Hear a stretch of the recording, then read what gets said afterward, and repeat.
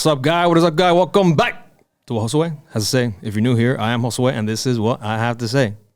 Before we kick off, I'd like to remind you guys to please like, subscribe, share, comment, do all the things, as it does help the podcast grow and make money. Today's episode. Miami has never really been known as food central. It's never really had a prime place for cuisine in comparison to New York, LA, Chicago, or other sister cities. However, Miami has been changing often. And to help me with this conversation is Miami's very own resident foodie, George Arango, better known as MrEats305. Welcome on the pod. What's up? Thanks for having me. What's up, brother? Chilling, man. Aquí. How you doing? I'm good. How was traffic coming? It wasn't too bad. It's the palmetto, you know, but Palmetto. I had a Cuban sandwich before this, so I felt pretty prepared. And he brought me half. That's true. I can't wait to try it. Where's it from? Today was from Dulce Provisions in Little Havana. Not sure if you've been. Not yet. So, not yet. Like that. But I am doing a roundup of my top 10 best Cuban sandwiches in Miami. Ooh. So they were one of the ones that I tried to see if they make it into the top 10. Okay. We can go more into that later. I was actually going to ask you where the top Cuban sandwich is from, so we'll get into that. Brother, give me a little background. I mean, you seem like a Miami boy through and through. This is the first time we meet. What's your come up? Yeah, I'm sorry that I didn't bring you coffee. I was running late. So you offered on the phone. I offered coffee. That's the important part. But yeah, so my name is George Rango. Grew up in the 305, went to Belen, FIU. Then I went to law school at Nova. But before I went to law school, I met my girl and we started MrEats305 as a hobby. We both love eating and going out to new places and checking things out. And I was posting on Snapchat. This is back in 2016. I was just gonna ask you. Yeah, 2016. So this is before Instagram. Had all the stories, added those features onto the. Stole it from Snapchat. No. They're inspired. Pero, so this was before all that, and my friends were messaging me on Snap, asking what spot did I go to, what did I order, and that kind of gave me the idea to help all these guys, whether they're my friends or new people, to let them know where they should be taking their girls' partners out to eat. So it was more guy focused when I first started Mr. Eats.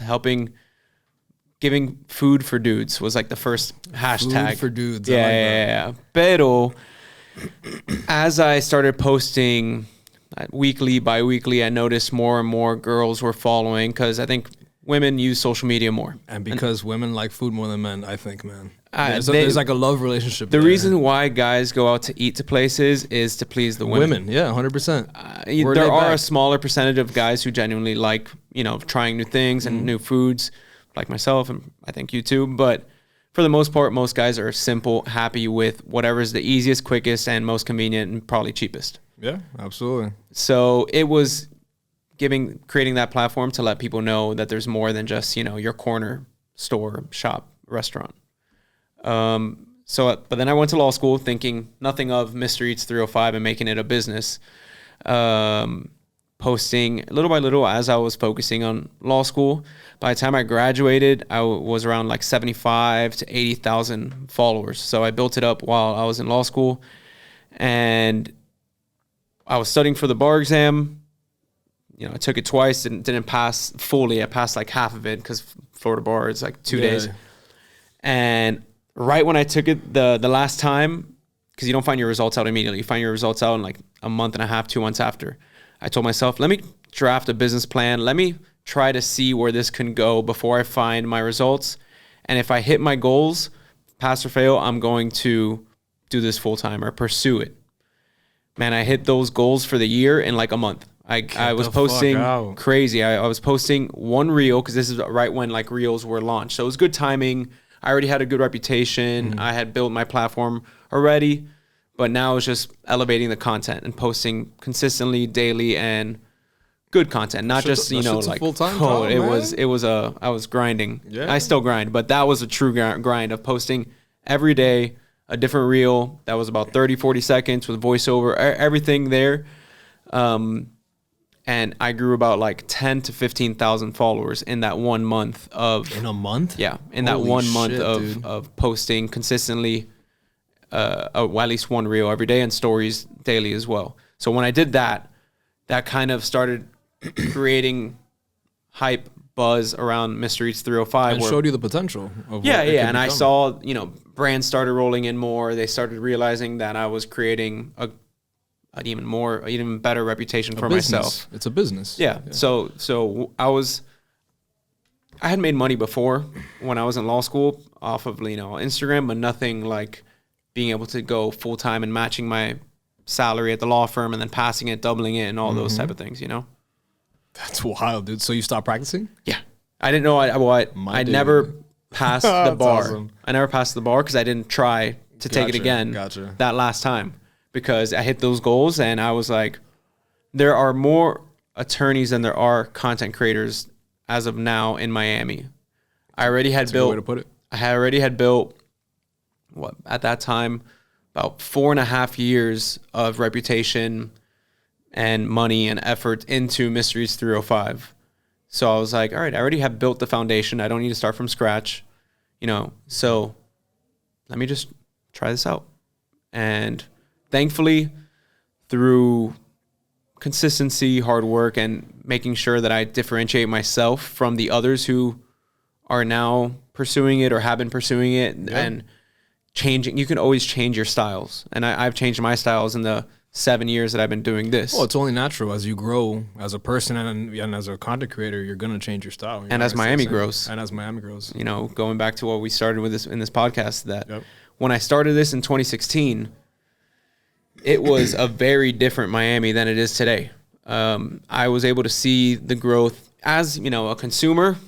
This doesn't happen overnight. I'm not as skinny as everyone thinks, you know. But as a consumer growing up, you knew your local spots, and then you had chains basically everywhere, and there weren't as many, you know, craft, quality, nice spots throughout the city.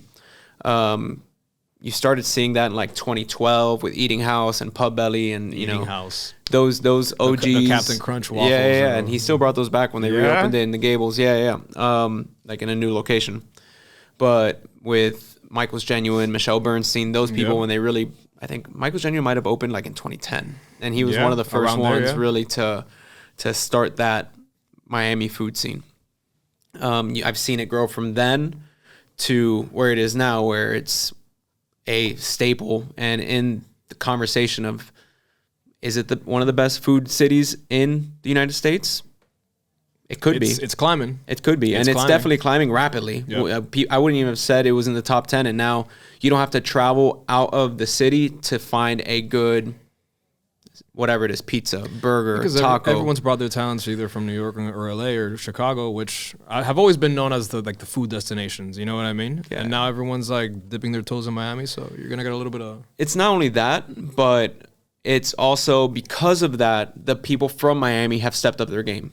You know, they realize Competition's always the good. competition's healthy. It's not, you know, I don't, there's people like, oh, screw these New Yorkers, screw these people. I'm like, no, you know, if you're coming in and bringing something good for our city, come in, work hard. That's the caveat. Yeah. Exactly. If you're coming in and just reaping all the benefits, no, you know, but if you're coming in here and you're bringing something to the 305 and you're working hard and you are embracing our Miami culture, I'm all for it. Amen. You know? Amen. But it's helped elevate all the people that are already in Miami to reach that next level. Now we have Café La Trova, which is the number 6 bar in North America, according to top 50 bars or top 50 best. Yeah. And there's other big names, you know, that we have Michelin here. We have James Beard doing its thing for a few years now. So, and the Michelin thing just popped off recently. Like it was last year. Last year was their inaugural year in Florida, Mm-hmm. and we had a crap ton of nominations and Bib Gourmands and 1 stars and 1 2-star, and I like it. I like that Michelin. It's another reason why people are going to be working harder. I'm not saying it's the end all be all of saying this is the best restaurant in Miami. No, absolutely not. I don't think there's one list, not even my own list that I have should be the ultimate list. I think the beauty of food is that it's all subjective. You grew up a certain way and It's art. one thing might remind you more of home and your grandmother's cooking versus how I grew up. So at the end of the day, you take everything with a grain of salt. Food's art, bro. It's what it is, and it's what you like. It's about for some people, they might be more food focused. They might be more ambiance, service. There's a lot of different factors that differentiate your experience. And people, you know, it's funny. Like, I don't really pay attention to Yelp or Google reviews, but if you read some of them, it will be like 1 star, terrible parking, but the best food I ever had. And they gave him 1 star? Exactly. People are shitty. So it depends where people focus their attention on. And, you know, they might reap on the one bad thing and then don't really give credit when credit is due. You know, people leave reviews when they have a bad experience, not always when they have the best experience. Which is fucked up. It is, but think about it. When you go to a place, when you're pissed, you want to like take your anger out on the keyboard and be a little keyboard warrior. Exactly. and you just have to take all those reviews lightly. Because you never know what the bias may be. No, absolutely. Or the experience. People might have a bad day. I don't post bad experiences on my page because people it's also might. bad for business. Like, you don't want to. I don't want to kill business. Oh God, Mr. Eats is here. Like, everybody scramble around. I don't think it would be bad for my personal business. It's just me as a person. I don't think it's the right thing to do for these business owners. If they have, or they're short staff, or they couldn't get their shipment in time, or that's true. They don't have the right produce in because fulano got sick, or shortages, whatever it may be. Yeah. There's so many factors that I'm not the guy that wants to kill a business. You know, I don't want to be that guy to be like, oh, I posted a bad review and now I'm not a food critic. I am a content creator that loves food, and my palate has grown over the last 7 years because I've been eating it, even eating professionally and kind of rating and making sure that it is good to maintain my reputation online. Would you ever try and venture to like a food critic type of thing? Like side and, you know, I don't know aside from Mr. Eats. I don't know if that's like the market of today. I mean, you don't know what's in the cards. Like this goes on for 20, 25 years. Like, who knows how much. I just don't think the big time food critics that have been part of like the New York Times and the well credentialed individuals that have been doing it for years, even they aren't really finding a proper platform for them because it's not really working anymore as strongly as it used to. People would take their, advice seriously and like not go there if someone had a bad experience. But I think it's going back to what I was saying is everyone should take reviews with a grain of salt or very lightly, because that guy might have had a bad experience, but the next person might love that certain type of food or whatever it may be. I just don't foresee myself doing it, but maybe. You don't know. You never know. I just think it's more of like being the guide for spots in Miami and being that food face for Miami. No matter where we go, helping people find new spots wherever, maybe not just Miami, because I cover outside of Miami, but my focus and I'm based out of the 305. Right. But it's just having my experience help guide people in the right direction, as entertaining as possible, but professional and lighthearted and, just clean content. I like that. I like how you phrase that. How do you think, before I get into that, what's your day-to-day look like with content? How often do you go out to eat? Like that type of, like, what's your structure looking like? Yeah. So do you cook at home? Like, I wish I could cook more at home. I think that's something that I'm going to try to do more of, but it's tough with my day-to-day now once you hear it. So Mondays and Tuesdays, I try to keep myself at home to help edit content, answer emails, do all the like housekeeping. Wednesday, Thursday, Friday, I am going out to multiple spots, whether it's for lunch, dinner, maybe both, sometimes 2 lunches. Usually I am in the gym. How much do you eat, bro? A lot. Fuck. A lot. So let's say it's toilet paper. Let's say I'm actually, my stomach's actually really good. I'm not allergic to anything. I don't have any sensitivities. Remember, I'm not also finishing meals. Okay, that's true. That's true. Yeah. So like a bite 2 and then move. Yeah. So let's say it's a Wednesday through Friday. I wake up around like 7:30, 8 o'clock, go to the gym. If I could run there, if the weather's good and it's not too hot, I run like a mile to the gym, work out for an hour, run back home. It's usually like 9:30, 10, and answer some emails, shower. I'm usually on the road by like 11 a.m., 11:30, going to the first like lunch visit. Usually there until, well, when I'm there, they present me or I order. Differs on how that works. So how's that process? Do they know you're going? Do you just show up? They treat you any different because they know it's going to be reviewed? Yeah. Not reviewed, but like on social media. So it depends the type of content that I'm going into. So there's different ways of how that works. Let's go into that after. Let me continue with like the day thing. It'll be easier like to separate that. Go ahead. When I go there, usually get like 3 or 4 dishes. I have like a bite or 2 of each one and pack it up. If I have extras, if I'm near homeless people or hungry people, I offer it to them because I'm usually there by myself, if not maybe one friend or two. So there's usually leftovers, especially if we're going to another spot around like 2 p.m., usually done by 3:30, head back home, edit content, get a post out by 5, usually while I'm walking on a walk for like another 30 minutes. I do the same shit. When I'm posting, it's better than sitting down. Yeah. And then hopefully if I don't have a dinner that night, make dinner, which will be like the cleanest, blandest chicken and vegetables. I bet, trying to change it up from and then all the spice and flavor and all the and just oils. To not be as, trying to stay fit and stay healthy. And and then just relax for about an hour or so, and then go to bed at 11, around there, 12. And do it all over again. And so, your girl goes out with you and she helps you. Sometimes, when she can, when she can't. It's my thing, but it's she helps me a lot, for sure. You better say that on camera. No, it's the truth. It's the truth. So then back to your last question, right? Which was, if you want to repeat it for everyone listening. I forgot what it was. So, okay, I didn't know if you had it written down. I saw him look at the computer, and I was like, oh, he had this one written down. That was one of the ones that I came up with. What you had mentioned is how it works. So do they invite me out? Yes, do I just show up? Do they know I'm coming? And at least someone's paying attention. Oh, yeah. I'm sure they were like, no, I want to hear that. I want to hear the answers to that question. Like, I had it mentally written down. Because it's a good question, because it differs for a lot of the... It's not the same. Restaurants, no. So there are restaurants, depending on my... content piece, like today, Those Are Provisions. I am doing my top 10 Cuban sandwiches in Miami. Right. I just show up, and that's where if I'm rating something and I'm listing things saying this is my favorite, they have no idea that I'm showing up.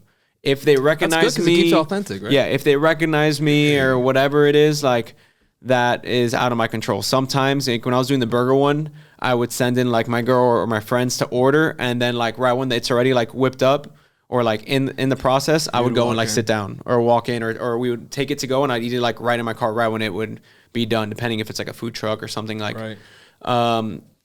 So with those, I try to make it and keep it as authentic and honest as possible, because that is my top 10, and I don't want it to be biased or swayed in any sort of way. That's good. With the invitations, whether they're inviting me to a restaurant to create content for them as a paid thing, sponsorship, or just like a trade, they'll know that I'm coming. But a lot of the times, like, it's with the marketing people or the owners or the investors rather than the chefs or the front of the house or the waiters. So yeah, that makes sense. I always try to leave like a tip to them because they don't know who I am. They don't care, or maybe they do, but I don't make it seem like, it's about me. I try to make sure that if they do a good job, that they're providing a service. Make sure that they're taken care of, and so it's sometimes they know I'm coming, sometimes they don't. Sometimes I try to, if I'm scheduling a content creation shoot, to visit when the restaurant is about to open or just opening, so I don't interfere with the kitchen or with other guests. If I have lights going, if I have cameras rolling, or if I need like quiet in the kitchen or something like that, like I don't want to make my service interfere with their job, with their job and other customers. I don't want to ever be a burden to people just because like this guy is here. you know?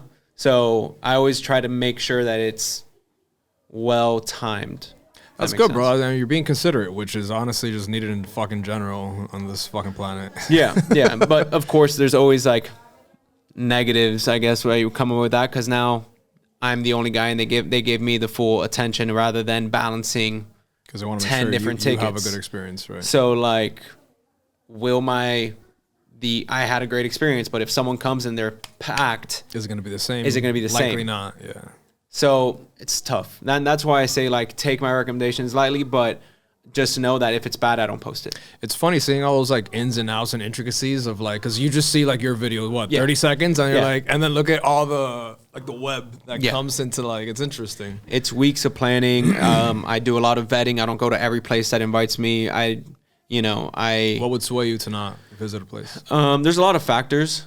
If they are brand new, I usually give them like a quarter to really get the rhythm because shit together, because I understand how tough it is to really get that rhythm going while you have a restaurant, and I don't want.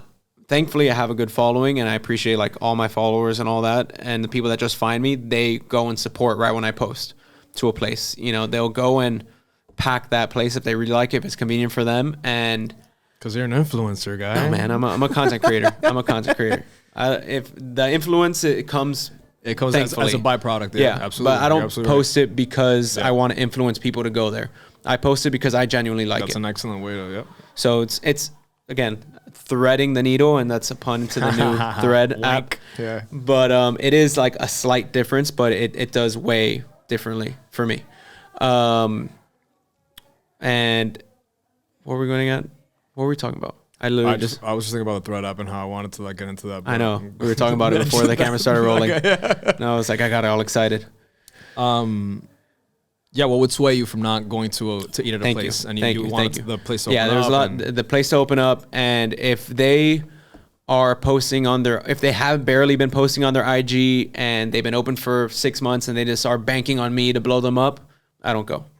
If you have 100 followers and you've just been posting like stock images and you're not really trying, or if you're not putting any effort into your marketing or social media, you're not going to be putting any effort into the kitchen, into what products you're getting, into your service, into the things that are important when I get there and when customers get there.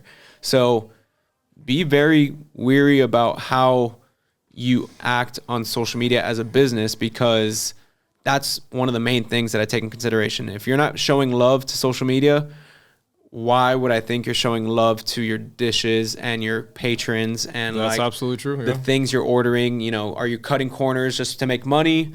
Am I not going to get this quality meat because this one's cheaper and my people won't notice? That's what I don't want. And I can tell how that's going to be really just on how you act and try on social media. Not saying that people that have restaurants need to be professionals in social media or they need to hire someone. But it's the effort. I don't care if your post got 0 likes. If you posted a picture and I can tell that you posted it and you just don't know anything about video or photography, I don't care. But don't take one picture and then reuse it 7 times because it was one good picture, or that you got it off of Canva and you created it and it's like the only thing that you have going on your grid, That's wild, dude. I bet a lot of these restaurants don't even think about that. No, I know they don't. Yeah. I know they don't. That's like my hidden, now the secret's out, but it's a good thing that it's out, because I think it's very important for the restaurants and for people to think about those type of things, because I don't really trust Yelp or Google or any of those platforms as much, because like I was saying, someone can have a vendetta or be biased or had one bad experience and post, oh, no parking, 1 star, but great food. Like, that lowers the rating. So I really, really just look at the effort that the business owners are putting into it on their end. No, that's a great way to do it. Yeah. That didn't even cross my mind, but you said it, and it makes all the complete sense. And of course, old school word of mouth. If someone had a good experience, which is the best. It's the best to this one. day, yeah. It's the best way. And that's how I try to treat my platform, as like me being your source of like your word of mouth type of guy. That you can trust him, and that's like he goes out to eat, like your guide. So that's how I try to make sure my recommendations are. Even if I don't love a certain style, I can understand how there's a market for those people that are looking for that. So like late night bites, I really don't go out late night because I'm trying to eat clean at dinner. But if I get messages and I get recommendations from my audience, I go out of my way and I do my research and I go and look for late night bites. Or people might love a certain style of burger or a certain style of pizza, even though it might not be my favorite. I'll be like, you know what? I genuinely try it out. Yeah. You know, I'll try it out. I generally don't love this style, but I had a good one of these, so now I'm posting it. You know, and for example, I prefer New York style pizza, but if I had a good Sicilian or a good Detroit or a good Neapolitan, I'll post it because I understand objectively that it's good. Other people, like it too. Are gonna love it. You mentioned late night, and I thought about a little spot that I love. I don't know if you've been Uptown 66. Of course, those tacos, the birria. Yeah, I haven't been late night, but I've gone. It's the same thing, I think. I've gone sober, and you know, normally, and that's why I like trying all my food. Like I'm not out here drinking and like giving biased reviews. If you're drunk, you love everything. Exactly, so exactly. The best fucking thing I've ever exactly. had. So no, yeah, Uptown 66 has really good birria tacos and churros. Churros. Oh my god, yes. They have a tres leche too. I don't know if I tried it. No, I've only been twice. When I was doing my top 10 tacos, they just missed it. They were like in my top 12, top 13. Really? Yeah, but if it's for if it was, my focus was more on like al pastor. Yes. Style, like Mexico City style type of tacos, looking more focusing on the tortillas, how if they were not traditional in the sense of putting cream cheese and sauce on it, I didn't even try them. I didn't even count them. So I love Tacos and Tattoos or Tiago's Tacos, but I didn't even try them in consideration for this list because they're not as authentic. And this list was for authentic tacos. So Uptown just missed it, but that's going into all of Miami and Miami-Dade County. So Homestead to Aventura. Yeah. So to even be in the top 15 there was like fire tacos. 100%. No, I love that place, man. Yeah. You eat out a lot. Yeah. And I'm not saying you don't have to call anybody. Have you ever gotten food poisoning? No. Really? Yeah. Yeah. Yeah, knock on wood, bro. No, I say this might be the one. I have not. Wow, dude. Yeah. Yeah. At least in the 7 years that I've been doing this. That's a crazy statistic. Yeah. Yeah. And I know a lot of people that have had it. I have. That's why I asked. I was like, this guy at least once has gotten like. No. Damn, good shit. Thankfully. Good shit, no pun intended. Yeah. It's all been good shit. Yeah. We've been good. Oh, man. I want to circle back a little bit to the change that the food scene has had. You did mention how competition, is shaping the food culture in Miami, but have you noticed anything else in terms of like the food culture like changing in the past? And I mean, probably from 2020 to now, which is like, I think the years where we've seen Miami really take a shift. Yeah, I mean, if you've seen it, I've definitely seen it. Like, not only has it been an internal growth, so the city has been hitting new levels and opening new spots and taking new chances and doing all those things, but we're getting international recognition because of all these things. And even the spots that have been here before and that they're finally getting noticed, before they were just hidden. Before they were or hidden or just like, it's just a Miami spot. Overlooked. Yeah, so people didn't think national recognition would be deemed upon them. And now people come to Miami and food is one of their main focuses rather than just like the beaches or whatever it used to be, partying. Yeah. Now I think we're finally getting to a place where people's focus are, I'm going to go visit Miami and I'm going to have a good meal. Not just like I'm going to go visit Miami and party. Yeah. Now you can do both. Very true. I like that. Before, like I said, LA, New York, Chicago always kind of like took the limelight when it came to like cuisine and different types of like, and like you said, now we have international recognition, which is not only huge to have the recognition itself, but you get international people want to come and open up spots and try just new shit. There's less and less, and I don't know if this is statistically correct, but what I've seen are less and less chains opening in Miami. Yes. Yep. So that's always a good sign. Nothing against the chains. I love, the quick and easy, but there's no way to compare it to any other mom and pop place. Absolutely, man. There is an audience for those places, but I love when it's homegrown Miami style type of spot, you know? Absolutely, dude. So, in Design District, you've probably been Mandolin. yeah, of course. Bro, amazing. So, Mandolin, I think Doya is better. Yeah? I haven't been to Doya. So, but I don't know the timeline, but I know Mandolin was bought by Soho House a few years ago. And I don't know if they still are owned, but I think so.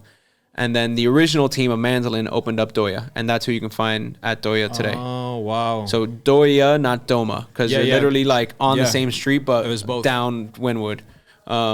Doma is more Italian, like traditional Italian, very good, underrated Italian spot. And Doya keeps it And more Doya like is I think he's a Turkish chef, but more Mediterranean. Mediterranean food is where it's at. Yeah, bro. I love it's a that spot. shit. It's a good spot for it. Another little spot I love in Hialeah, La Fresa Francesa. Of course, yeah. Wow. They've been around for like 8 or 9 years Yeah, now, yeah, and yeah. they have a nice. It sounds weird, but French, Cuban, Yeah, Miami. you would never influence. think it works, but it works. It works, and Ariette too. They do a similar style. I think he leans more to the French style of like finer dining. Not that Fresa Francesa is not nice, but it's a different vibe. It's, you know, you're in the Grove, and here you're in Hialeah, and like a smaller restaurant that you would not even think that it's cranking out that quality 100%. food. You know.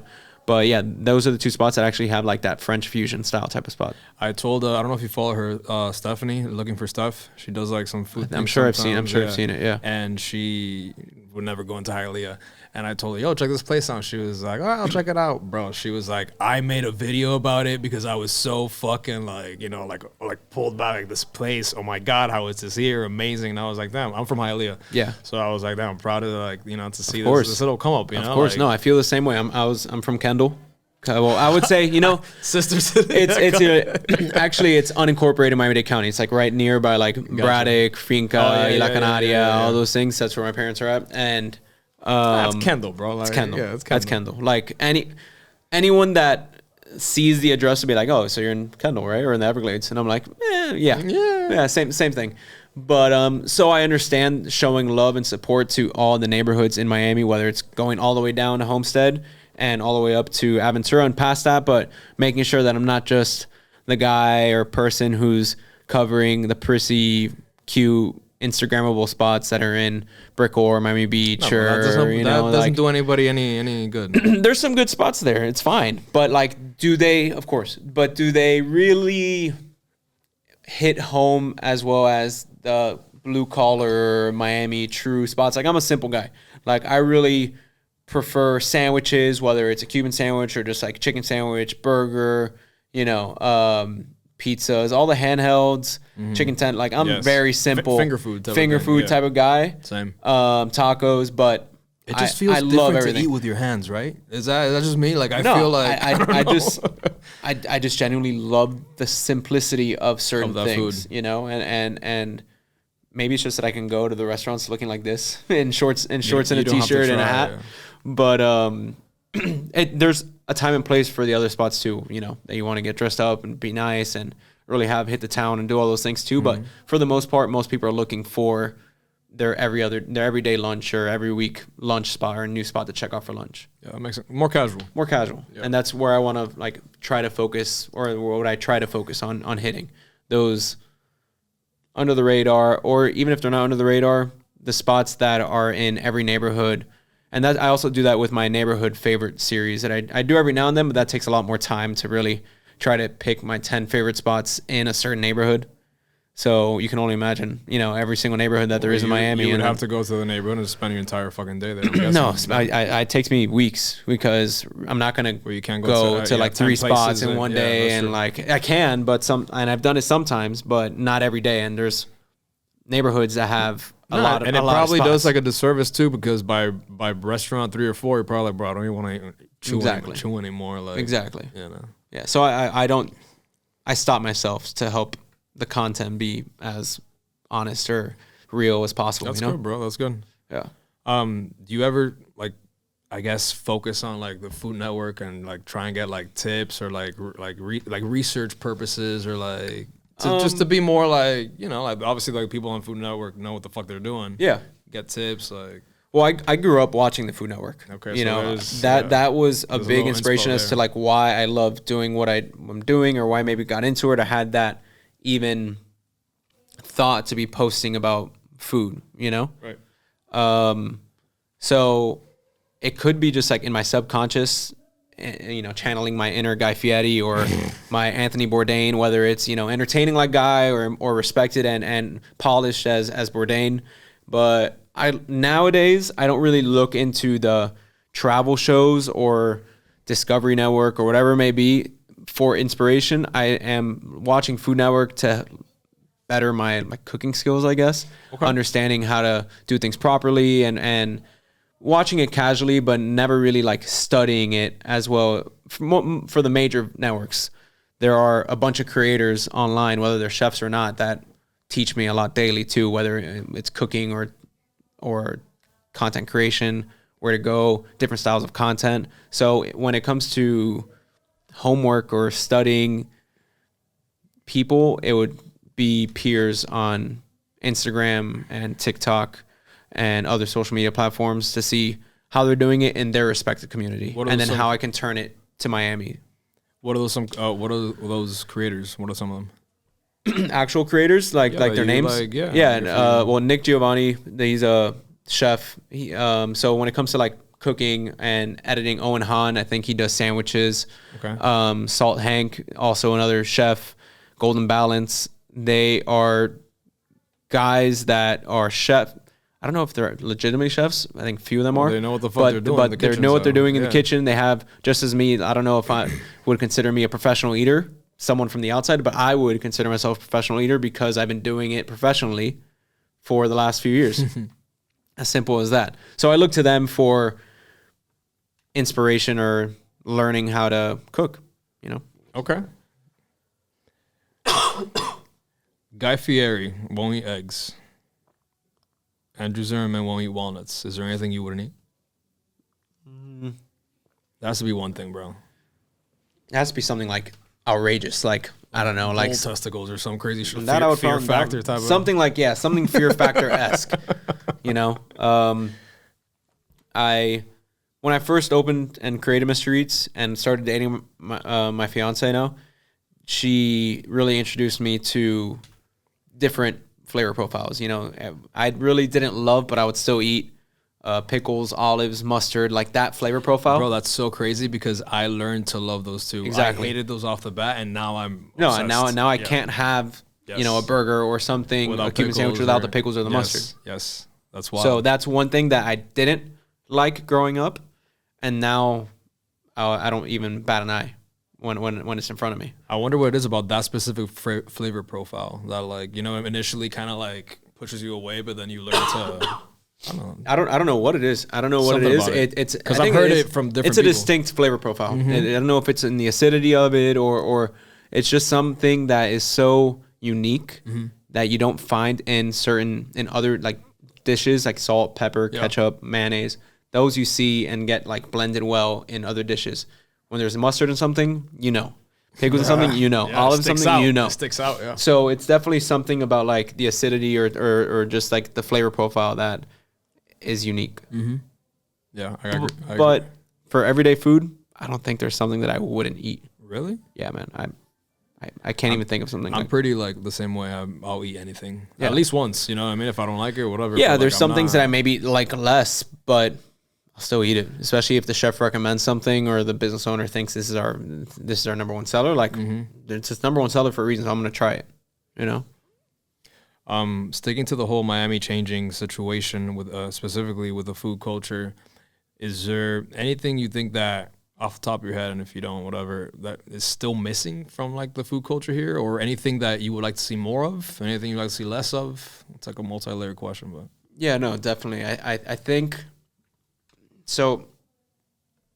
Going back again to 2012, because that's when I really started like understanding the food. I didn't start MrEats till 2016, but right. 2012 is right when I got into college. You get your car, you're driving all over the place, you're dating, you know, you're just out of high school. So that's when I really was paying attention to the food scene in Miami. I noticed there was a lot of fusions, Asian with some sort of Latin American, Hispanic, Peruvian, whatever it may be. Yeah, and sometimes they work, sometimes they're forced, sometimes it's a little too much. And I think Miami was putting a lot of focus on that rather than putting focus on traditional style, authentic cooking of 100% that cuisine, whatever ethnicity or cuisine it may be, you know, not just 100% Italian, 100% Peruvian, 100% Cuban, or, you know, whatever. And I can be naming all the cuisines. Now we are finally putting focus on those type of restaurants, that type of cooking, that we're finally giving it the attention it needs, so we could go to a place and feel like you're in Japan, or you can go to a place and you feel like you're eating 100% an authentic cuisine without having to go to the actual place. Because, you know, it's finally chefs are bringing out those types of cuisines and not feeling like they have to cater to the audience, which in their minds was Hispanic. That's a really good observation, man. Yeah, you're absolutely you know, right, yeah. So, and it also goes into Miami being more diverse as a city. You know, when we were growing up, it was predominantly Cuban. Damn, man. The podcast guy. Go ahead. Yeah, I have my phone on silent. I have my threads going off all over the place. And but yeah, so it's predominantly Cuban, and now we have more of a melting pot. We're more diverse, and we're seeing that in our food. More people are also being more adventurous with their food. So there's a lot of factors going into it. Growing up, I was probably only eating Cuban food and American food or Italian food, things that my parents would like normal things, you know. But now I'm more open to exploring every type of cuisine, every type of ethnicity, and learning more about it. And Miami business owners and chefs are finally seeing that audience, so they're curating the type of restaurants for that audience. That's true. Would you ever think about opening up something? So I'm a partner at one spot, Jealous Fork. It's right by Braddock. It's a breakfast focus spot where they were just What's nominated. it called one more time? Sorry? Jealous Fork. Jealous Fork. So they are according to Travel and Leisure, like the big travel magazine. They're the 5th best pancakes in America. Ooh. Yeah. I'm gonna have to take a little trip to Kendall. Yeah. I mean, the pancakes are unreal, but they have more than just pancakes, because in that area, as you know, there are not many spots for dinner. You know, you have your Sushi Sake, you have your Finca, and now Jealous Fork just opened and Vice City Pizza just opened. But before that, like, it was chains and La Canaria, Finca, and Kendall, Hialeah type of, you know, so culture. Finally giving the people, realizing that there's a need for different types of food in the area, and it helps cater to that, as well as their focus being brunch. So I'm a co-partner in that restaurant, and that's kind of where I think I would stay moving forward with potential other investments and other restaurants. I don't think I would ever 100% own something, but you never know. If that day comes, it means something's doing really well, and I am ready to be able to maintain and withstand something like that, because I wouldn't want to open something with my name on it and it be bad. So if I can be able to handle something and also not have it take away from my personal Mr. Eats brand, then that's when I have a good balance and a good team behind me, for sure. No, at the end of the day, you have to do what works for you, and if you can handle the efforts. If it becomes bigger than you are, then what the fuck's the point? You're setting yourself for failure. Yeah. So right now, the mission statement is still the same for me as it was when I created MrEats305, and it's helping tourists and locals alike find spots that they could enjoy, predominantly in Miami, but follow my adventures around the world. I love that. The next question, you don't have to answer. You don't want to. Okay. But I'll answer it for my opinion. The most overrated restaurants in Miami. I'll go first. Anything Grutman. Anything David Grutman. I can see that, but I also do think he does some good things with his restaurants. And there's a certain audience for Instagram. No, I think, you know, the level of food, if you take away the price tag, you take away the show, and you have a dish in front of you. That's what I mean. I think the food is actually decent. Decent. Komodo, not saying it's you good. like the food? I liked Komodo. I haven't been in a few years, and I haven't posted. I don't post about those spots because, one, they don't need the hype. Yeah, they don't need the hype. They don't need the hype. David Grutman does not need the hype. No, he does a great job. He's a great marketer. Yeah, that's what he was known for, coming up in Miami scene, and he still kills it today. Yeah, he does. And now he has a killer team behind him too. So like, hate at those. Well, hate's a strong word. No, you but know, no, like, over dislike, just dislike. like yeah. No. I don't hate it, what they're doing, and I think they're doing a good job for the audience, Their audience. that they are catering That to. caters to that, The people that are coming to Miami and want those type of restaurants. When people are coming to Miami for the first time, if that's what they want, I'm telling them about them. Because I know they'll they're going to be enjoy it. disappointed if they go to a place that's like calmao and like good food, but like they're expecting That's true. what they see on It's Instagram. like going to Vegas and not going to And not going clubbing or not going to a pool party. That's a good point. Going off, that's the same thing. That's a great analogy, because I've been to Vegas a few times, and like I prefer the spots that are right off the strip and like their arts district, and like they have some dope things, but someone from who's a local there is not going to tell me about this like hidden spot. 'Cause they're not gonna you go go there maybe on your third, fourth visit, but your first visit you're hitting up the main spots. So for Miami, I think it's good that we have something that's of good quality that isn't as bad. Okay. But overrated, I think the whole club restaurant scene, whatever that may be, whether it's like Kiki on the River or like Sexy Fish or... But those are booming, man. No, I'm not saying... People love again, those too. Again. No, yeah, for the audience. For the audience. what Like you're me, saying, yeah. I don't want to be like having a club going on while I'm trying to enjoy my food. There's people that want that. I'm not that. I'm not that person. So for me, I think that style is overrated. But they're money. They're money. They're man. yeah, 100%. Those things are literally cash cows. Because Miami and partying go synonymous, and that's what people. They're cool. And they're cool. They're cool, especially the ones on the water, Kiki, and Right. all those Where else things. can Like you where else can you do? fucking I think it's beautiful that it's available there for people, but I don't want the average person going there expecting to be floored by something and at that price tag, and then because that's what overrated is at the end of the day. Is like, can I get something better for a cheaper price? Yeah, that's a great way to put it. So if your rating is where is a nice place to go to be on the water and party and eat, that's a great spot. But my ratings are usually like, where can I get a good cocktail, wine program, beverage program, as well as food in a nice ambiente where it's not too loud, where you can have a Nice conversation. Yeah, it's Miami. No. But that's what it is. Like, or that's for like the night, like a night outing, or just like overall value. Where can I go in and like get a fire pizza or a fire burger or something simple like that, and not having to pay $30 for a burger type of thing, No, it's true. You started off saying that your page was, and kind of going off the whole partying thing, that your page was initially dedicated to men and where they would want to go out.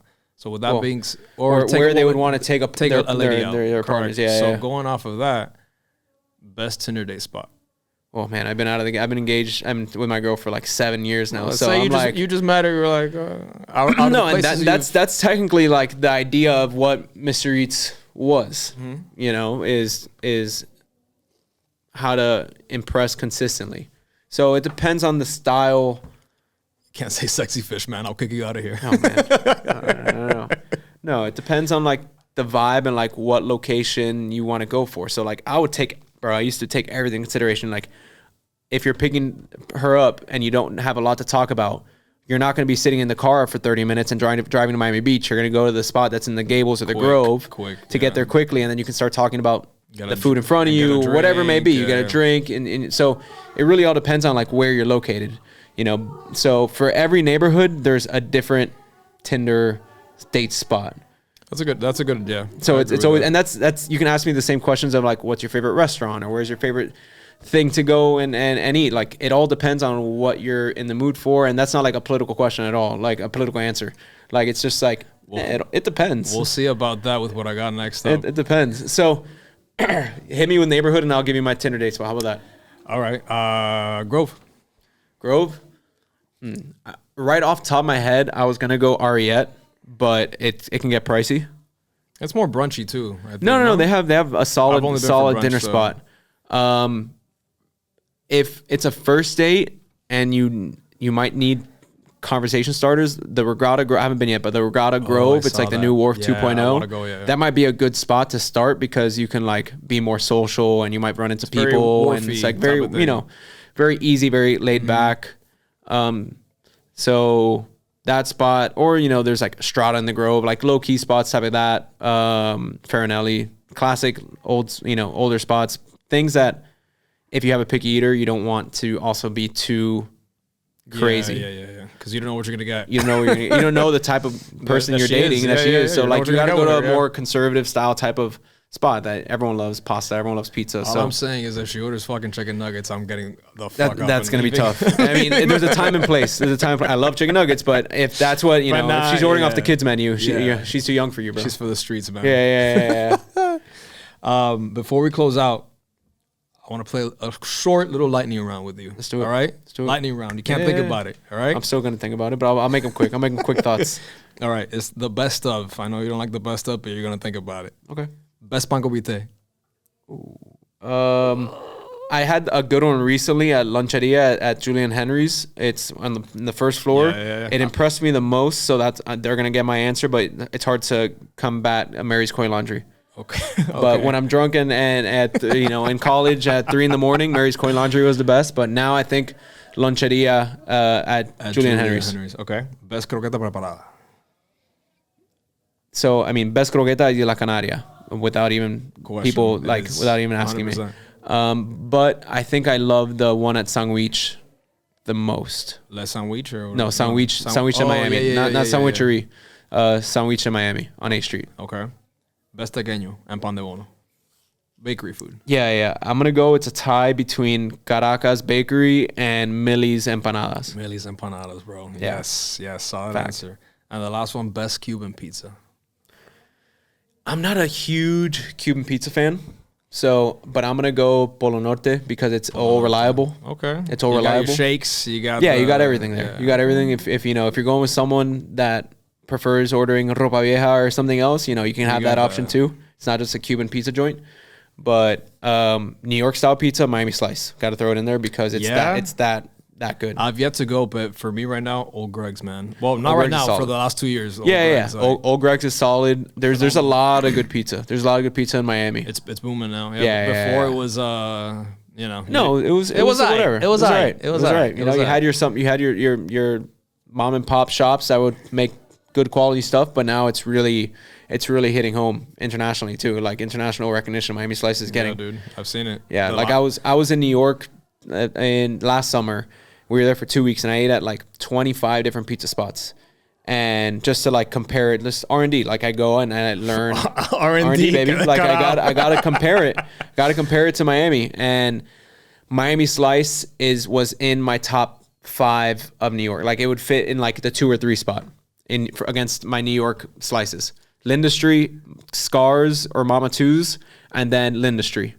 And then Miami Slice. So okay. Lindustry number 1 in Brooklyn, and then Scars and Mama 2, which are in Manhattan, or it's on the other side of the bridge in New York, and then Miami Slice in that top 5. Dude. Yeah. I never in my life would have seen a pizza place in the Yeah, it's elite. I've yet to go. My boy went and he made like a fucking. I think he told me like an hour and a 45-minute line outside. It was probably right when they opened, because now the line's a little bit better. The line's only for takeout. If you want to sit down and eat it, they call it a pizza omakase. So it's like a countertop, where they go and serve you their different flavors or styles of pizza. That you put your name down like a normal restaurant, and you get a text when your time is ready, and you have to wait 45 minutes, but you don't have to wait in line. Like you can walk around, go get a beer at the porch. Like they have terrible. It's fine. Maybe the line that night might be longer than the takeout, but it differs, Mm-hmm. Before I close out, final question. You could take your time with this one because I don't know if you ever even thought about this. Death row, your final meal. I get this question a lot. Get the fuck out. I get this question You're thinking I was being original. No. So how I structure this answer is always one meal for every one item for every meal of the day. Wait, so what? Breakfast, lunch, dinner, and like dessert. That's what will be in front of me. Okay. So I would go croquetas for breakfast. Y la canaria. I'd go, this is where it gets tricky. It'd be some sort of sandwich. Either a burger or like a pan con vite or something like that. Mm-hmm. If it's a burger, I'll probably go like Ted's Burgers, but I'm probably want something a little more bigger and juicier. And filling, yeah. More filling. I'd go Babe's Meat Encounter in Palmetto Bay. I've yet to go there. I don't know. It's fire, and they have some of the best Cubans too. Babe's Meat Encounter. Okay. Yeah, it's a butcher shop, but they also have their own sandwiches and breakfast sandwiches. Meat's fresh. Everything, yeah. They make their own pork, ham, all sausages, everything. Dinner, I'd go some sort of pasta dish. Solid. I don't know what pasta dish. Maybe a rigatoni or some sort of like. I'd go spicy rigatoni. That's like the safe bet. I don't know, who's cooking the meal.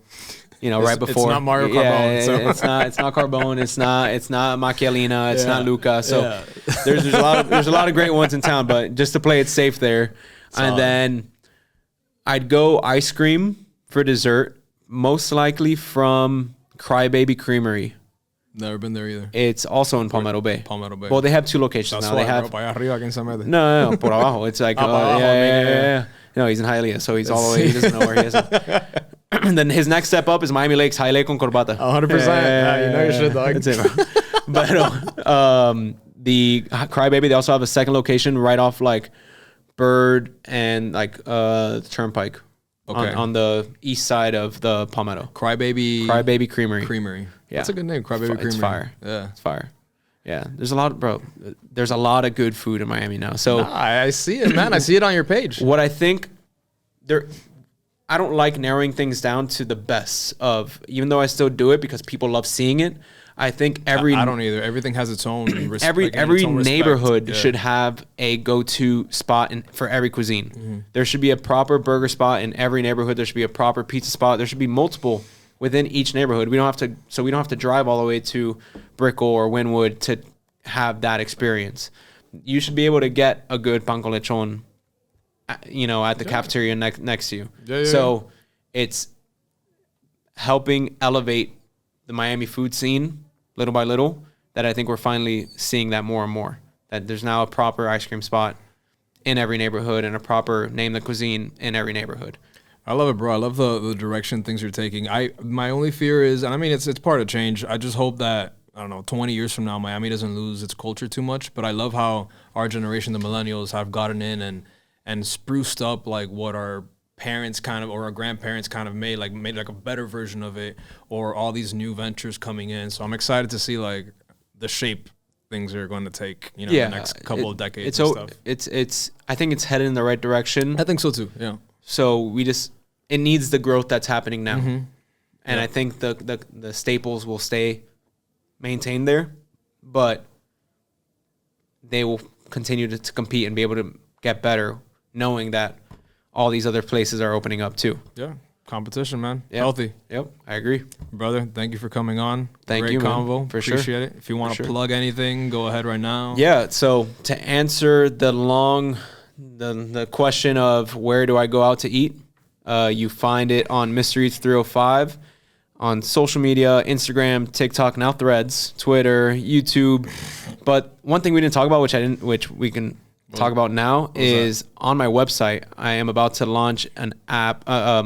The app's in the works, but there's a map that is Miami Food Guide. You type in MrEats305.com and a map will pop up with my curated selection of where to go eat. So do it now, or you're listening to this, type in MrEats305.com and you'll see what I'm talking about. Do it now. Do it now. And then you can subscribe and follow and do all the same things you do on his podcast. Well, I was going to say that next, so just listen to him. Do it for me too. You got to go back and repeat to what he said in the beginning. Thank you, brother. Dale, brother. That's all the time we got for today, guys. That's it. Have yourselves a good day. Como siempre, no se metan con nadie para que nadie se las meta.